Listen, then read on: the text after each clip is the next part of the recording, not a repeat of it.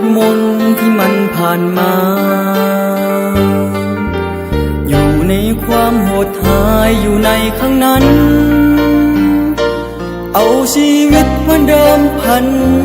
เป็นนักเลงเด็กอันตพาลที่สังคมบ่ต้องการในสิ่งที่มันบ่ดีผ่านการเวลาอยากหาแสงสว่างอยู่ในความมืดมนที่มันโหดหายเป็นนักเลงเด็กอันตพาลที่สังคมรังเกียจเหยียดหยามกับชีวิตที่มันผ่านมาบ่เคยเข้าใจตัวเองบ่เคยจะเก่งหัวกฎหมายของสังคมอยู่เส้นทางที่มืดมนที่มันโหดร้า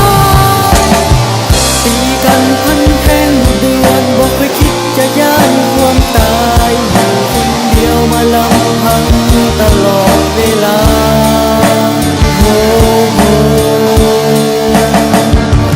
อยากจะมีชีวิตที่ดีอยู่อีกต่อไป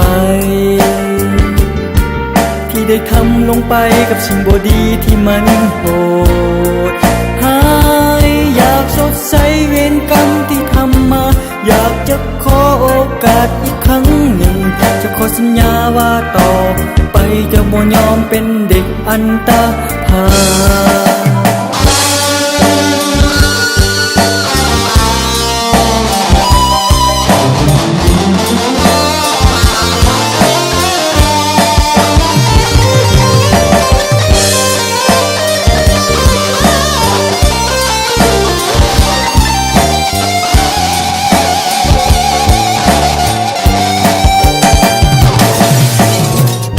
บ่เคยจะเก่งกลัวกฎหมายของสังคม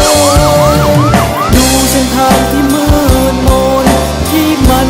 โหดร้ายตีกันพันแทงเดือนบ่เคยคิดจะย่านความตายอยู่คนเดียวมาลำพังตลอดเวลาโอ้โหอยากจะมีชีวิตที่ดีอยู่อีกต่อไป